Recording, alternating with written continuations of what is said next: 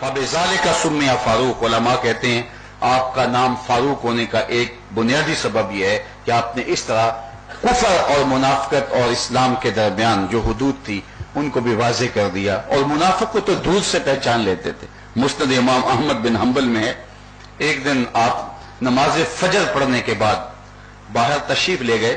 ہوتا ہے کہ یہاں نماز ہو رہی ہو 6:10 پہ اور ساتھ والی مسجد میں ہو رہی ہو 6:20 پہ، تو مضافات میں کوئی مسجد تھی جس سے نماز تھوڑی سی تاخیر سے ہوتی تھی، تو آپ سیر کے لیے نکلے تو دیکھا وہاں نماز پڑھائی جا رہی ہے اور سورہ عباسہ کی تلاوت امام کر رہا ہے۔ تو آپ رک گئے اور سوچنے لگے کہ یہ سورہ عباسہ کی تلاوت کیوں کر رہا ہے۔ سوچا ہو سکتا ہے روٹین سے پڑھتا ہو اور آج یہ سورت تلاوت کے طور پہ آ گئی ہو۔ اگلے دن کستن گئے تو دیکھا کہ وہ پھر وہی سورت تلاوت کر رہا ہے۔ تیسرے دن تلوار بھی ساتھ لے گئے اور پھر جب اس نے تلاوت کی تو آپ نے سلام پھیرا تو بلایا، اس کو پوچھا کہ کیا تو قرآن مجید کی کوئی اور سورت نہیں جانتا؟ اس نے کہا جی مجھے اور سورتیں بھی آتی ہیں۔ تو کہا پھر یہ بار بار کیوں پڑھتے ہو؟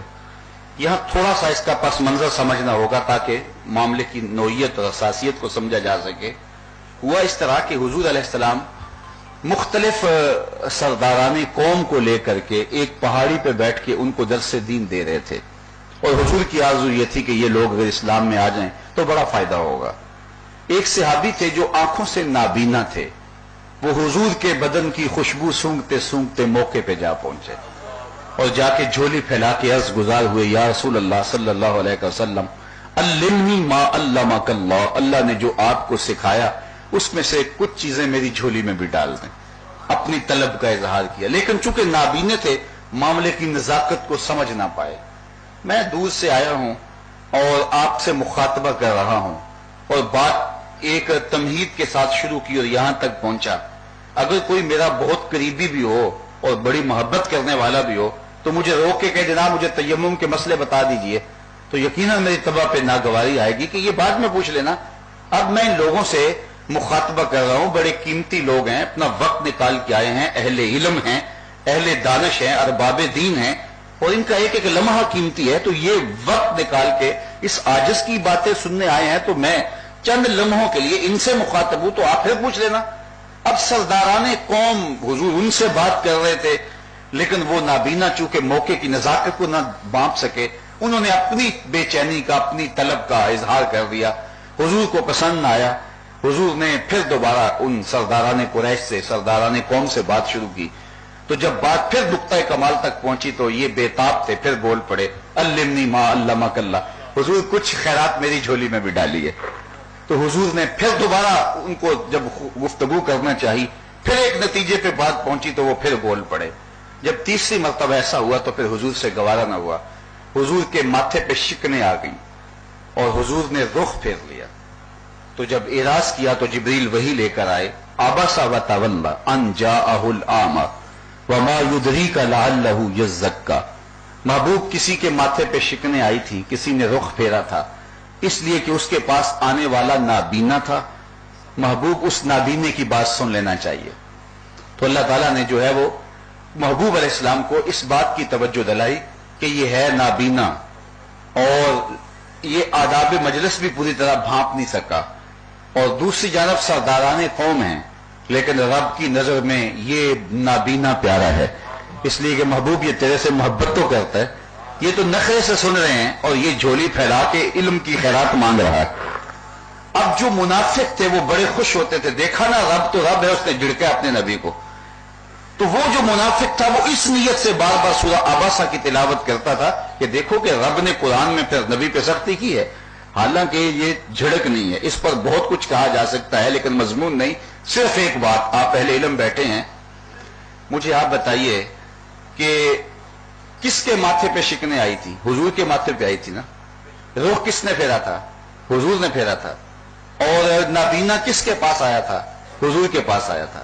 یہ بات حضور کی تھی، رب نے کی بھی حضور سے، تو پھر یوں کی جاتی نا ابستا وتولیتا، محبوب آپ کے پاس ایک نابینا آیا تھا، آپ نے ماتھے پہ شکنیں ڈال لی، آپ نے رخ پھیر لیا، محبوب آپ نے ایسا کیوں کیا؟ جب جھڑکا جاتا ہے تو مخاطبہ ہوتا ہے، اب بات بھی حضور کی بھی حضور سے جا رہی ہے، لیکن مخاطبے کا سیغہ نہیں، غیب کا سیغہ ہے.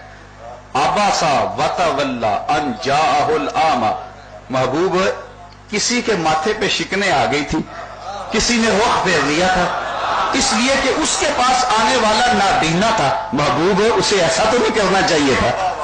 بات حضور کی بھی حضور سے جا رہی ہے، لیکن سیغہ مخاطبے کا نہیں ہے، سیغہ تو غیب کا ہے.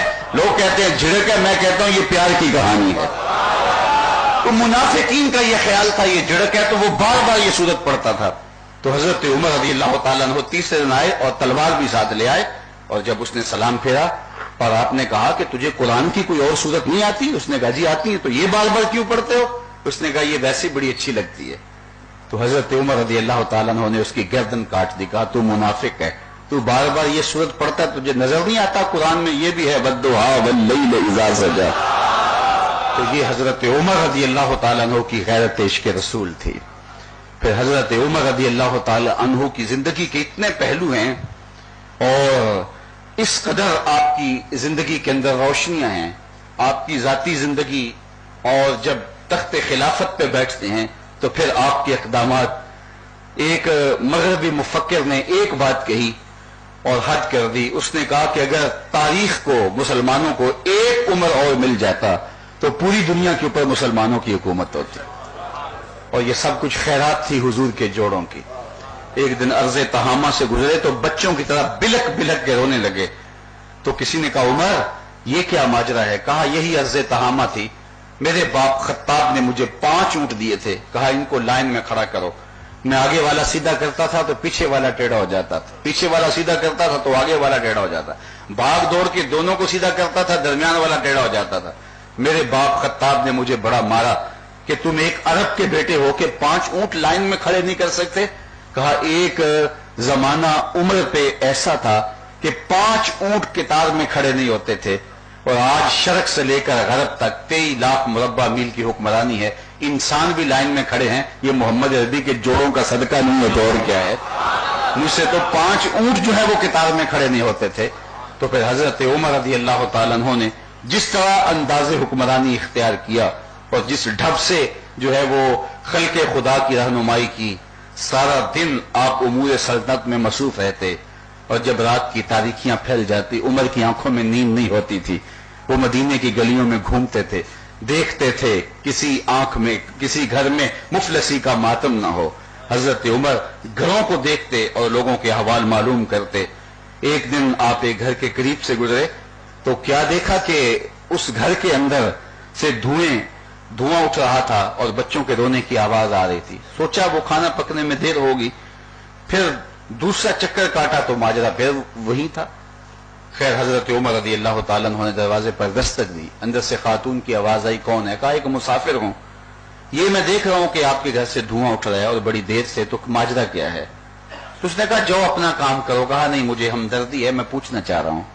اس نے کہا میں عمر کی جان کو رو رہی ہوں. حضرت عمر رضی اللہ تعالیٰ عنہ رک گئے.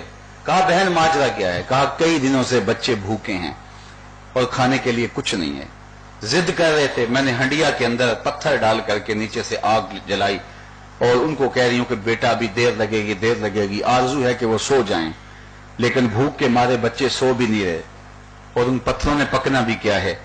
اللہ اکبر. حضرت عمر بڑے دکھی ہوئے، وہاں سے نکلے اور بیت المال میں آئے. گھی کا کنستر لیا، آٹا لیا اور چیزیں لی اور اپنی کمر پہ لا دی. چلنے لگے تو آپ کا غلام اسلم آگے بڑھا. کہا حضرت یہ بوجھ میری کمر پہ لاد دیجئے. تو حضرت عمر کی آنکھوں میں آنسو تھے. فرمایا اسلم کیا قیامت کے دن میرا بوجھ اٹھا لو گے؟ تو مجھے اپنا